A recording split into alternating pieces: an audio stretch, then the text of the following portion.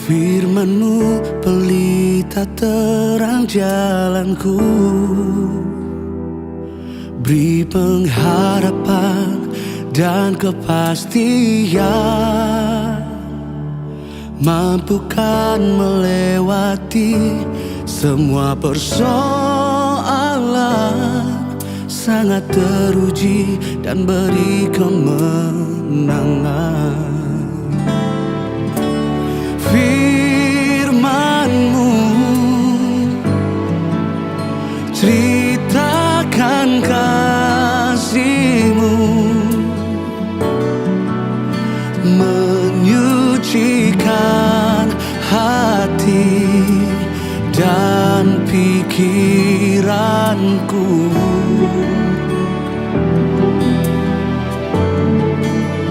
Menjadikan berkah kehidupan kekal, sampai ku menjadi harta kesayangan-Mu.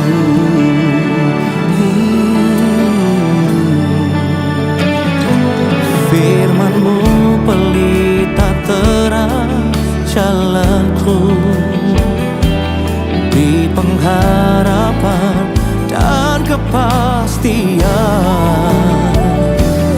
mampukan melewati semua persoalan, sangat teruji dan beri kemenangan.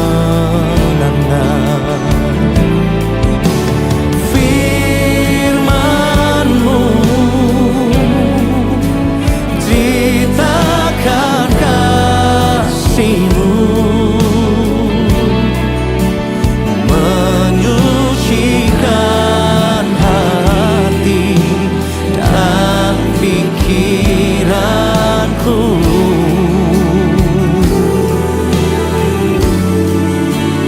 menjadikan berkah kehidupan kekal, sampai ku menjadi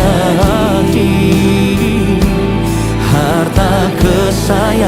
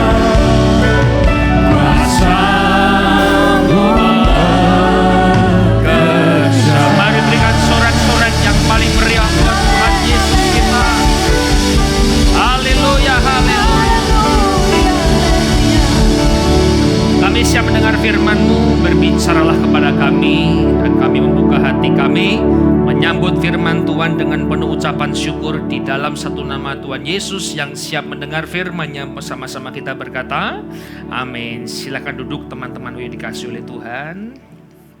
Baik, puji Tuhan, saudara, shalom.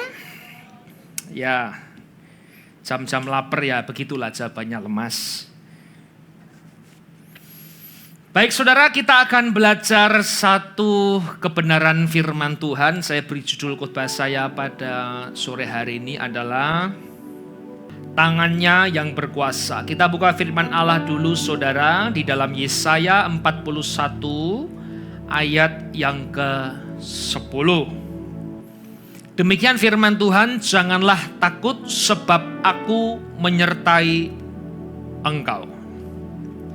Janganlah bimbang sebab aku ini Allahmu. Aku akan meneguhkan, bahkan akan menolong engkau. Aku akan memegang engkau dengan tangan kananku yang membawa apa saudara? Kemenangan. Tangannya yang berkuasa. Saudara, ketika Tuhan memegang kita dengan tangannya, maka dikatakan kita akan dibawa kepada kemenangan. Tangan Tuhan dalam sejarah apapun tidak pernah mengalami kekalahan. Perhatikan baik-baik. Tangan Tuhan tidak pernah sekalipun di dalam sejarah itu mengalami sebuah kekalahan. Tangannya itu selalu menang dan selalu menang. Sebagai contoh untuk meneguhkan iman kita, tangan itu bicara adalah kekuatan. Frase dari kata kekuatan, Bapak Ibu. Ya. Di dalam Matius pasal yang ke-8 ayat yang ke-15. Ini saya berikan dua contoh dulu mengenai tangan Tuhan yang berkuasa. Ini adalah cerita di mana ibu mertua dari Petrus ketika sakit demam dan terbaring, saudara, maka Yesus menghampiri rumah. Dan dikatakan apa saudara? Maka dipegangnya tangan perempuan itu, lalu lenyaplah demamnya. Ia pun bangunlah dan melayani dia. Saudara, yang sakit pun ketika Tuhan pegang tangannya dengan tangan Tuhan, yang sakit pun Tuhan bisa menjadi sembuh. Hanya dipegang saja. Makanya kalau pendeta megang, Bapak Ibu harus yakin. Kadang-kadang ada teman saya pegang gak suka saudara. Hati-hati, ini saya bicara pegang yang sama jenis. Kadang dengan tangan pendeta ini, kadang-kadang aji mumpung. Kalau gitu saya bisa pegang perempuan. Gak boleh saudara ya, harus sama jenis. Yang sakit pun Tuhan bisa sembuhkan hanya dengan memegang tangannya. Apalagi bicara ekstrim Bapak Ibu. Ya, contoh yang kedua itu di Markus pasal yang ke-5 ayat yang ke-41. Saya beri kesaksian-kesaksian dulu mengenai tangan Yesus yang berkuasa. Ini adalah ketika saudara,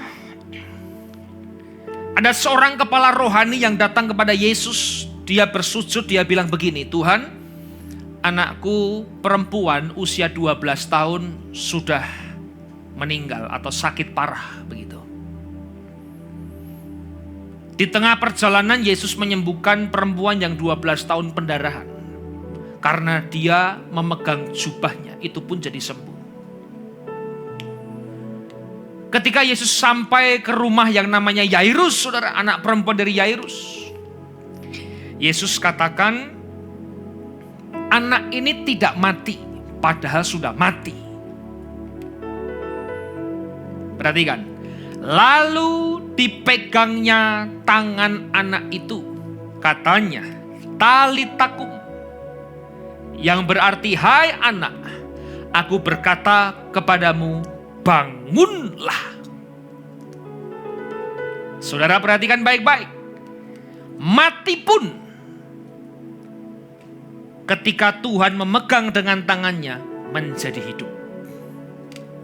Sakit pun, ketika Tuhan memegang dengan tangannya, menjadi sembuh.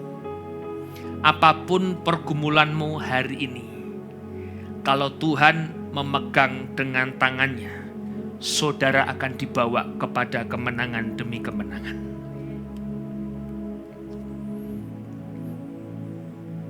Yang sakit Tuhan sembuhkan, yang mati pun Tuhan bisa bangkitkan dengan kekuatan, kehebatan, kedahsyatan tangan Yesus. Makanya hari ini jangan pernah lepaskan tanganmu daripada Tuhan. Satu lagu, tolong Ko Indro. Yesus pegang erat tanganku. Well, bantu nyanyikan Bu. Gimana? Yesus pegang erat tanganku, ku tak dapat hidup. Apa saudara? Di luar kasih-Mu, Bapa, jangan tinggalkan aku. Engkau alasan selama ku hidup. Makanya hari ini Bapak Ibu kita harus bersyukur. Ketika Yesus memegang dengan tangannya, hal yang dahsyat Tuhan bisa kerjakan. Ilustrasi saudara, sebulan ini saya diberi waktu lebih fokus ke keluarga saya.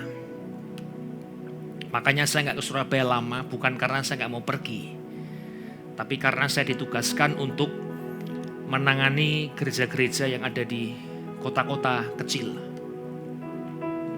Hari-hari biasa saya berkumpul dengan keluarga saya lebih banyak lagi waktunya. Ketika saya menyiapkan firman Tuhan ini saudara, saya bersyukur. Kenapa? Saya bisa punya waktu lebih ke keluarga saya. Ketika saya pergi jalan, pergi kemana saudara, anak saya yang kecil ini selalu gandeng tangan sama papa dan mamanya.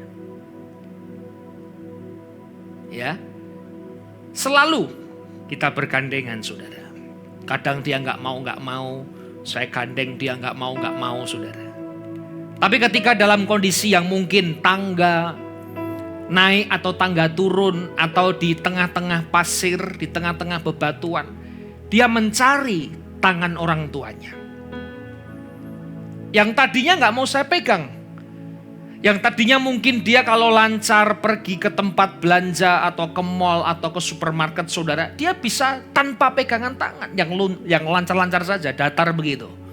Dia dengan jalan dengan PD-nya. Tapi ketika dia mulai naik tangga, dia mulai pegang tangan orang tuanya.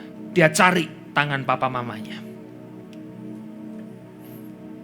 Ketika di tikungan-tikungan, saudaraku, di jalan raya, dia mulai cari tangan papanya. Karena dia tahu, ketika memegang tangan kedua orang tuanya, dia bisa merasa aman. Di situ hari ini saya juga sama, saudara. Terkadang kita tidak memegang tangan Tuhan ketika jalan itu mulus. Tapi ketika jalan terjal, jalan batu, jalan yang curam, kerap kali kita mencari tangan Tuhan untuk kita pegang. Di situ saya mulai mengerti. Saya ingin memegang tangan Tuhan di setiap musim kehidupan saya. Baik itu dalam keadaan baik, baik dalam keadaan tidak baik, dalam keadaan yang kurang atau berlebihan. Jangan pernah lepaskan tanganmu daripada Tuhan.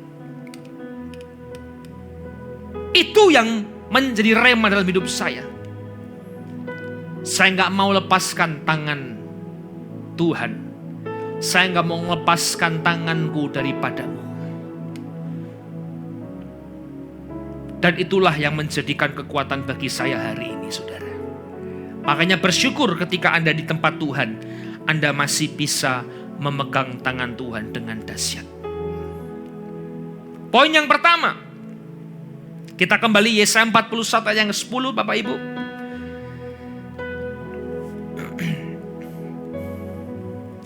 Dikatakan janganlah takut, sebab aku menyertai engkau. Poin yang pertama adalah, saudara, mental seorang pemenang. Itu poin yang pertama.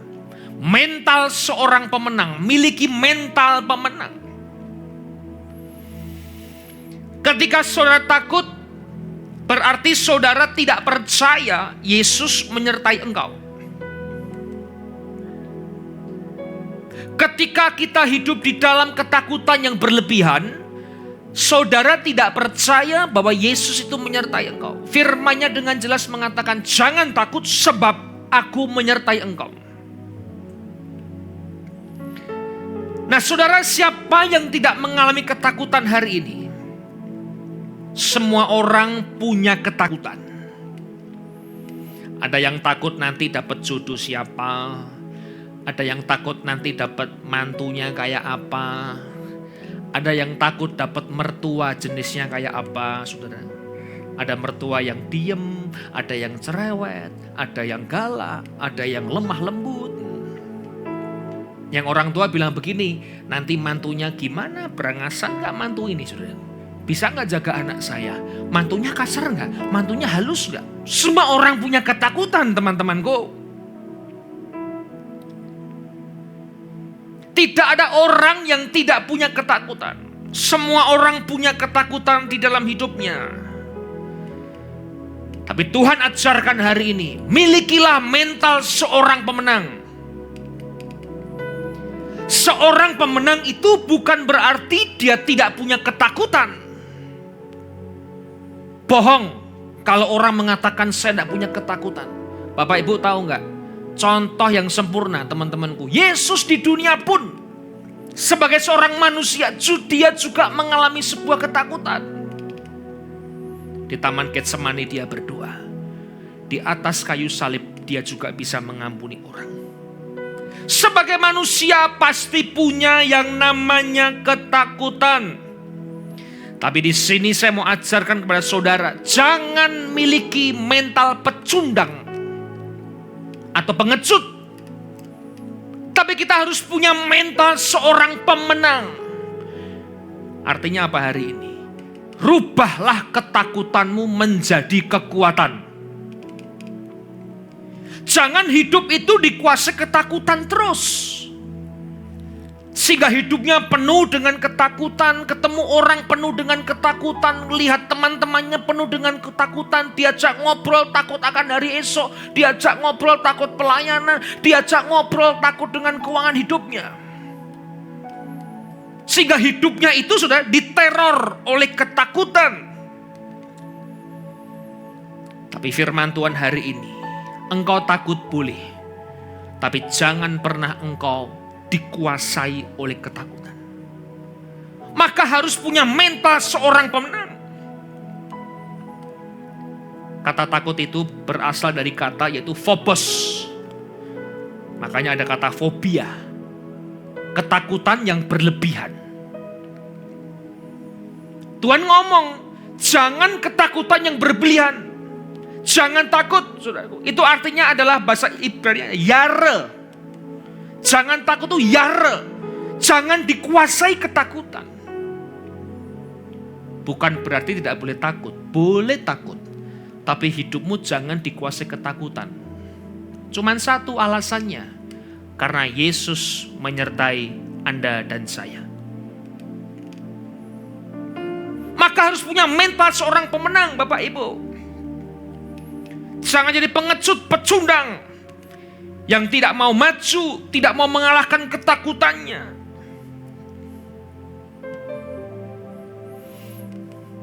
Satu kisah yang perlu kita belajar hari ini di 2 Raja-Raja pasal yang ke-6. Ayat yang ke-14.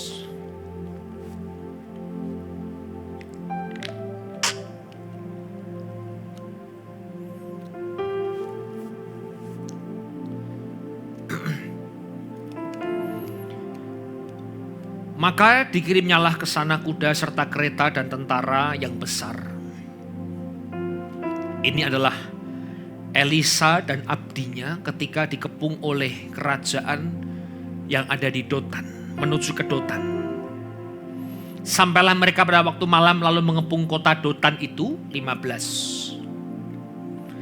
Ketika pelayan abdi Allah bangun pagi-pagi dan pergi keluar, maka tampaklah suatu tentara dengan kuda dan kereta yang ada di sekelilingnya kota itu. Lalu berkatalah bujangnya Elisa kepada Elisa, "Celaka tuanku Elisa, apakah yang akan kita perbuat?" 16. Jawabnya, "Jangan takut, sebab lebih banyak yang menyertai kita daripada yang menyertai mereka." Lalu berdoalah Elisa, "Ya Tuhan, bukalah kiranya matanya supaya bujangku ini melihat." Maka Tuhan membuka mata bujang itu sehingga ia melihat. Tampaklah gunung itu penuh dengan kuda dan kereta berapi sekeliling Elisa. Artinya apa? Musuh yang mengepung Elisa itu dikepung dengan tentara surga yang besar. Nah, inilah bedanya seorang pengecut dan seorang pemenang. Ketika abdi Elisa melihat bahwa itu banyak sekali pasukan kuda, saudara, yang mengepung, dia ketakutan. Dan dia bilang, "Celaka tuanku, celaka tuanku." Kita nggak punya alat perang, dia punya alat perang. Kita nggak punya kereta dan kuda, mereka punya dan banyak. Kita nggak punya siapa-siapa. Tapi Elisa berdiri dan dia keluar. Jangan takut. Apakah Elisa itu nggak takut? Sebagai manusia saya yakin dia juga takut, Bapak Ibu. Menghadapi realita di depan matanya. Dia pasti mengalami ketakutan dalam hidupnya. Bujang itu mental pecundang, tapi Elisa itu mental pemenang. Di tengah-tengah ketakutannya, dia bilang sama bujangnya, "Gak usah takut, yang menyertai aku lebih banyak daripada musuh-musuh kita." Elisa yakin dan percaya. Dia tidak takut karena Tuhan menyertai kehidupannya. Hari ini tergantung pilihan Anda dan saya. Saudara mau jadi pecundang atau Bapak Ibu mau jadi pemenang? Kalau pecundang, serahkan dirimu kepada musuh-musuhmu. Aku menyerah, tarik bendera putih. Tapi kalau Anda pemenang, Anda harus maju, Anda harus kuat, Anda harus melangkahkan kakimu. Jangan takut karena Tuhan menyertai kita. Maka orang itu, Bapak Ibu, kalau dia terus takut, dikuasai oleh ketakutan, berarti dia tidak percaya Tuhan itu ada. Orang yang takut, dia tidak percaya Tuhan itu ada. Dia meragukan kehebatan Tuhan kita. Tangannya berkuasa, Bapak Ibu. Apa yang dipegang jadi sembuh. Apa yang dipegang jadi mujizat. Apa yang dia jamah semua jadi tahir. Maka gak usah khawatir hari ini. Ekonomi Anda, pekerjaan Anda, masa depan Anda, kesehatan Anda. Anda boleh takut. Tapi ingat, yang menyertaimu itu Tuhan Yesus, Bapak Ibu. Bukan uang kita. Bukan jabatan kita. bukan kedudukan kita, bukan harta bendamu. Yang menyertai Anda dan saya adalah Tuhan kita. Makanya gak usah takut hari ini. Amin. Gak usah takut terus hidupnya. Percaya Tuhan itu pasti menyertai. Perlu pergumulan untuk melihat dengan mata jasmani, penuh dengan pergumulan. Keadaan mendesak, tapi tetap percaya saja. Bapak Ibu lihat ada yang baru gak di keyboardnya itu? Kalau kointro masih sama saudara ya. Masih dengan ciri khasnya, ada semir coklat di tengah itu. Gereja baru bisa membeli keyboard baru setelah bergumur 12 tahun kali saudara. Keyboard itu sudah jadi zamannya Hero di PTC, zamannya Bonet 2011. Dipakai terus sampai hari ini saudara. Setahun lebih saya dikomplain sama pemain-pemain. Itu layarnya gak kelihatan. Jadi mencetnya pakai feeling saudara. Oh tesnya suaranya beda saudara. Saya diemin dulu karena gak ada duit kok gereja. Kita diem dulu. Komplain lagi nih suaranya gak stabil nih. Gak bisa mono, gak bisa stereo, harus mono. Kanan kiri gak balance. Yang komplain tuh yang nyetel suara surga saudara. Saya diemin dulu aja. Memang karena belum bisa beli. Tapi ketika pas ada berkat, saya bilang segera beli. Mumpung sebelum dipakai sama berkat yang lain. Cepetan beli. Nah Bapak Ibu, akhirnya setelah 12 tahun bergumul, ketakutannya dirubah menjadi kekuatan dan sukacita hari ini. Keyboard ini sudah bergumul berpuluh-puluh tahun saudara. Bukan 1-2 tahun. Tapi Tuhan sediakan dengan dahsyat. Ini keyboard yang cukup bagus, cukup high class. Tidak semua gereja punya. Carinya susah. Yang lebih susah, bayarnya lebih susah. Ya, jangan takut Bapak Ibu ya. Tuhan tetap menyertai kehidupan kita. Poin yang kedua, kembali Yesaya 41.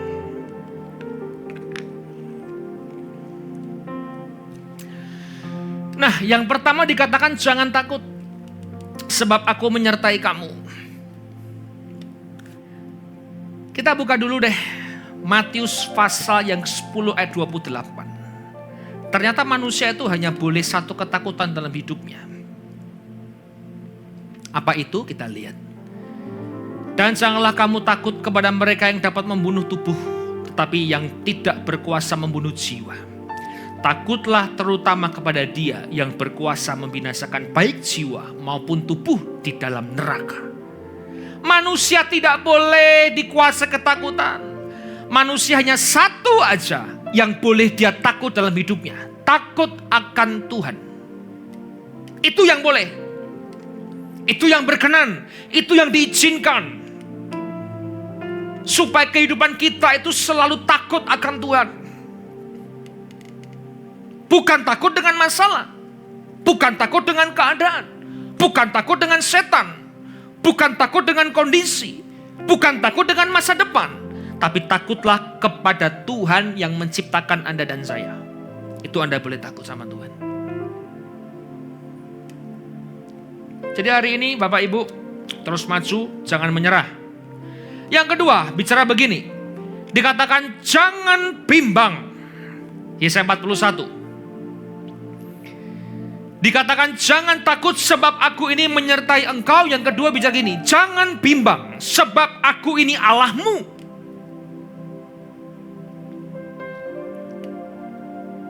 Saudara, kalau bicara bimbang, itu adalah orang yang tidak percaya atau ragu. Itu bimbang. Bimbang menggunakan bahasa yaitu adalah Ibrani adalah sa'a. Artinya, keyakinan yang redup, bimbang.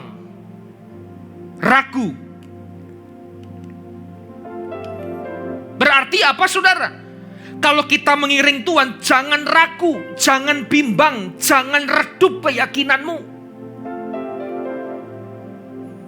Bahkan di Yakobus 1 ayat yang ke-6 hingga yang ke-8. Bimbang itu begini. Hendaklah yang meminta dalam iman dan sama sekali jangan bimbang. Sebab orang yang bimbang sama dengan gelombang laut yang diombang-ambingkan kian kemari oleh angin. Kalau orang bimbang itu seperti gelombang di laut, tidak punya tujuan Bapak Ibu. Diombangkan sana ikut sana, sini ikut sini, situ ikut situ, sono ikut sono, saudaraku. Diombang-ambingkan, nggak punya tujuan. 7. Orang yang demikian janganlah mengira, orang yang bimbang, orang yang ragu bahwa ia akan menerima sesuatu dari Tuhan. Kita bimbang tidak mendapat apapun dari Tuhan. 8. Ini parahnya begini. Sebab orang yang apa saudara? Yang apa? Tidak akan tenang dalam hidupnya. Yakobus mencatat orang yang bimbang itu orang yang mendua hatinya. Yang pertama, orang yang bimbang tidak mendapat apapun dari Tuhan. Dan orang yang bimbang tidak tenang dalam hidupnya.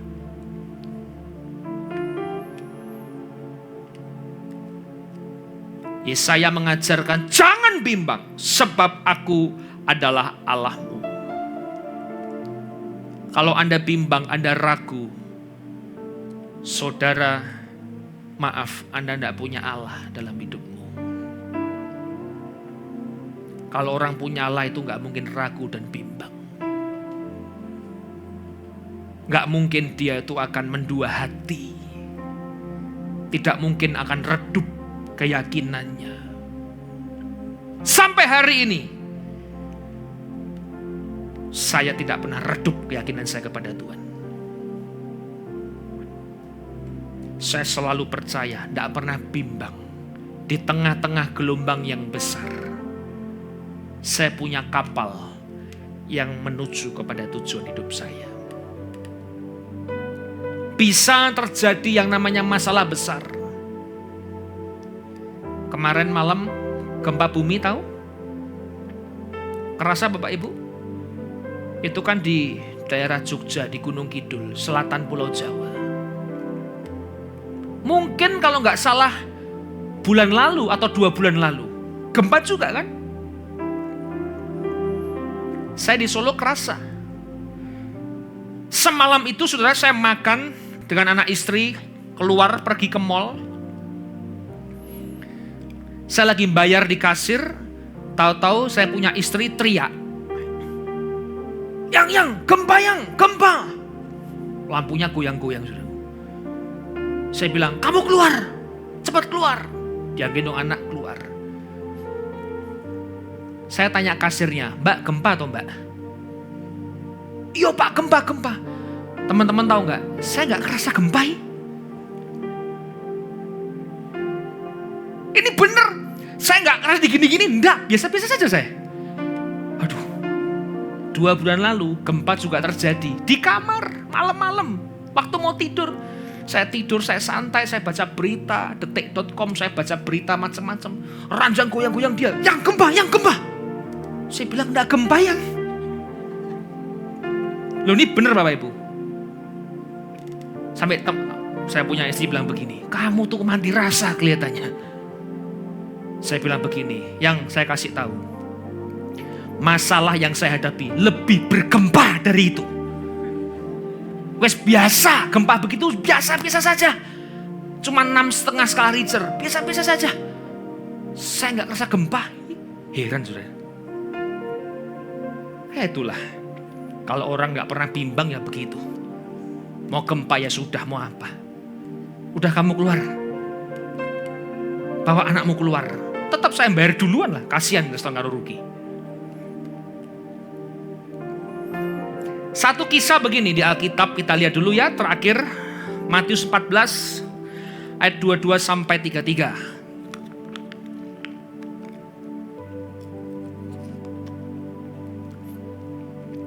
Ini adalah kisah Yesus memerintahkan muridnya itu naik ke perahu, ke seberang.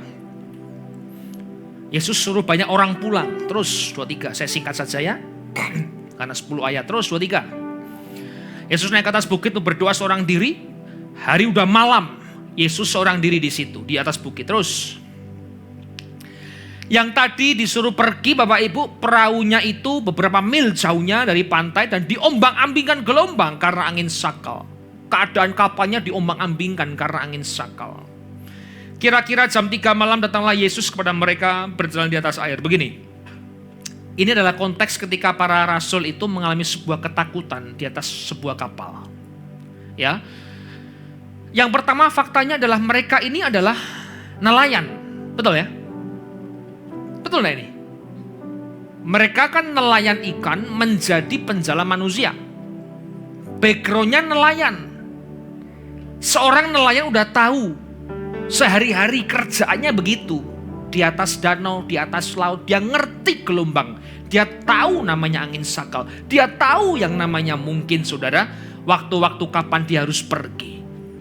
Tapi keadaan itu diombang-ambingkan yang begitu dahsyat, berarti memang keadaannya sangat parah, sangat buruk, sehingga mereka takut. Kita baca lagi terus.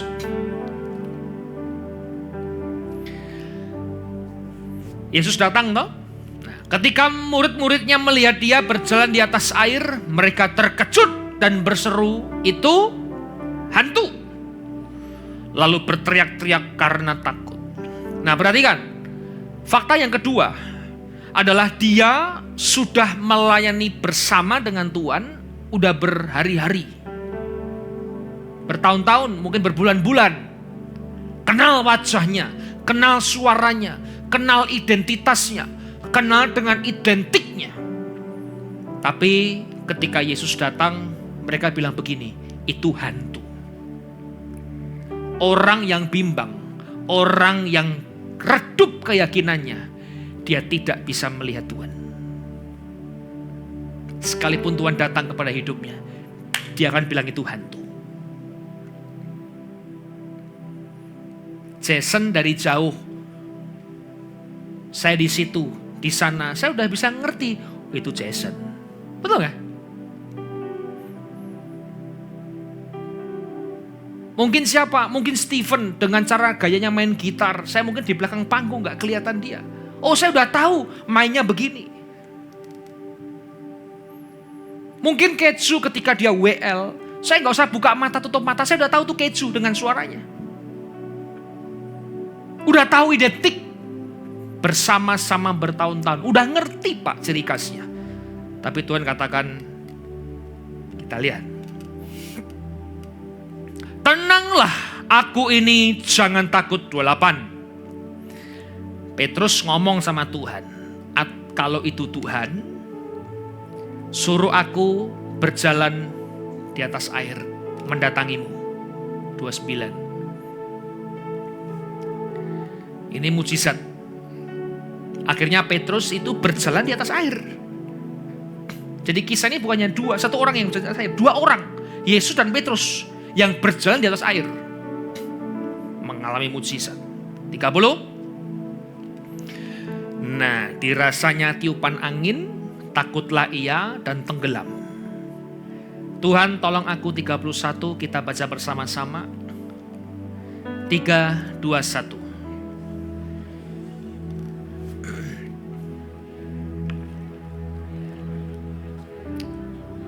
Mengapa engkau bimbang?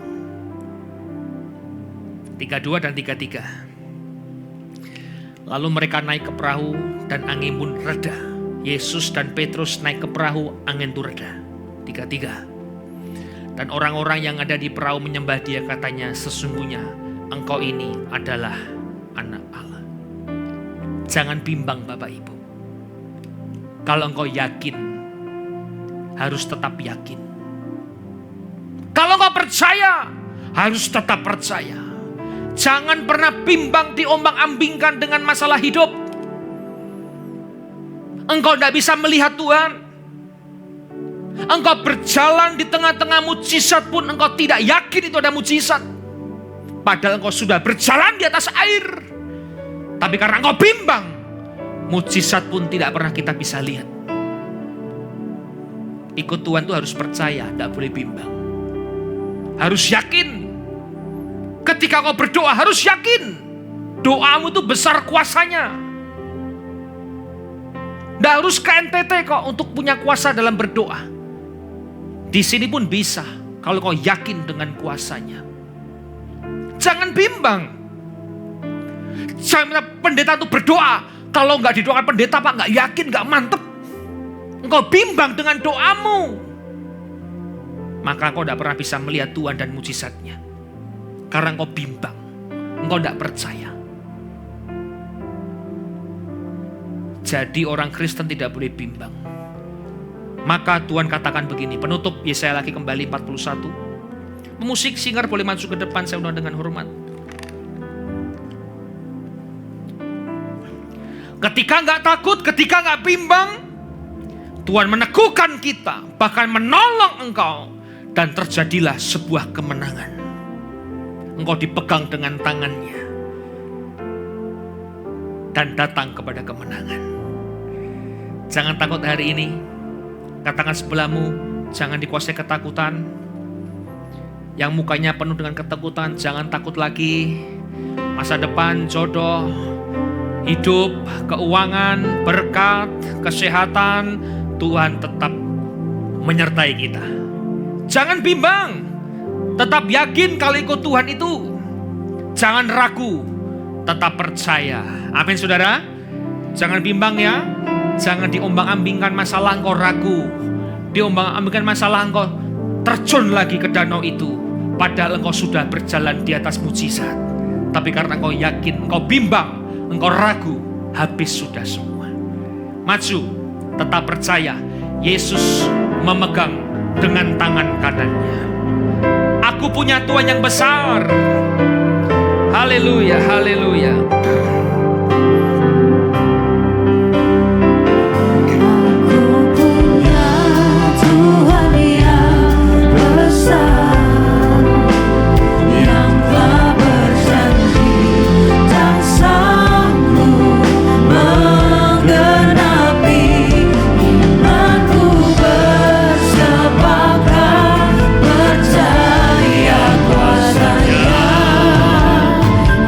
Terima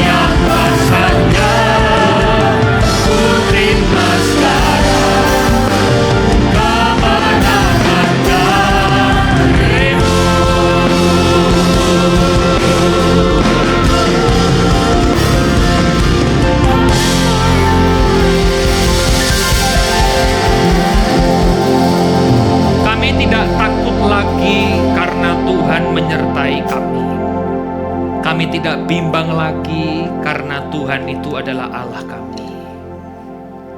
Kami yakin dan percaya selama kami memegang tangan-Mu, selama tangan Tuhan memegang kehidupan kami, kemenangan demi kemenangan akan Tuhan berikan kepada kami. Ampuni kami Tuhan, yang kami dikuasai ketakutan. Ampuni kami yang kerap kali kami bimbang, kami mendua hati, padahal kami sedang berjalan di atas mujizat itu. Padahal Tuhan mendatangi kami, tapi kami tidak bisa melihatnya. Hari ini kami percaya tangan-Mu tetap menyertai kami. Tangan-Mu tetap ada buat kami. Tangan-Mu tetap terulur buat kami. Terima kasih Tuhan untuk segala-galanya. Kami berdoa untuk gereja-gereja yang ada di muka bumi. Bagi para hamba Tuhan sampai kepada semua jemaatnya. Kiranya Tuhan memberkati mereka semua, supaya mereka menjadi berkat dan berdampak, sehingga gereja di muka bumi dipenuhi oleh jemaat yang mencari Tuhan dengan tulus dan takut. Buat semua hamba Tuhan dan gereja bersatu, rukun tidak terpecah-pecah, supaya dunia percaya Yesus adalah Tuhan bagi kemuliaan Allah Bapa. Demikian juga untuk gereja di mana kami Engkau percayakan untuk mengembalakannya, yaitu gereja Blessing in the Spirit. Kami berdoa untuk setiap persembahan dari umat-Mu. Tuhan terima, Tuhan balas, biar persembahan ini berkenan kepada Tuhan. Tuhan beri kemurahan-Mu, balas kebaikan, kerelaan hati jemaat, jaga dan lindungi mereka, serta pelihara mereka, beserta keluarga, pekerjaan, dan kesehatannya. Mari dekapkan kedua tangan-Mu di dada. Firman-Nya mengatakan, jagalah hatimu dengan segala kewaspadaan, karena dari hatilah terpancar kehidupan. Semuanya dikasih oleh Tuhan, jadilah berkat dan terimalah berkat rahmat anugerah dari Allah Bapa di surga, di dalam Putra Tunggalnya Yesus Kristus, yang telah mati bagi dosa kita. Dia bangkit pada hari ketiga sehingga kita menyembah Tuhan Allah yang hidup. Iman kita bukan kepada Tuhan Allah yang mati. Dia naik ke surga untuk menyediakan rumah bagi kita, sehingga kita punya pengharapan yang pasti. Dia akan datang kembali untuk kedua kalinya menjemput umatnya, gerejanya berjaga-jaga, kudus, dewasa, bijaksana, serta menghakimi dunia. Di dalam persekutuan dengan Roh-Nya yang kudus, membuat hati kita berkobar-kobar, roh kita menyala-nyala dalam kasih semula. Roh Kudus yang menghibur, menguatkan, memelihara, menginsyafkan kita, menuntun kita, memimpin kita kepada kebenaran dan kekudusan, serta menjadikan kita saksi Kristus mulai hari ini sampai Maranatha, Yesus datang menjemput kita. Kita tutup dengan doa Bapa kami. Bapa kami yang di surga, dikuduskanlah nama-Mu, datanglah kerajaan-Mu, jadilah kehendak-Mu di bumi seperti di surga. Berikanlah kami pada hari makan kami yang secukupnya, dan ampunilah kami akan kesalahan kami, seperti kami juga mengampuni orang yang bersalah kepada kami. Dan janganlah bawa ke dalam pencobaan, tapi lepaskanlah kami daripada yang jahat, karena Engkau yang punya kerajaan dan kuasa dan kemuliaan sampai selama-lamanya. Amin. Firman-Mu ceritakan kasih-Mu, menyucikan hati dan pikiranku.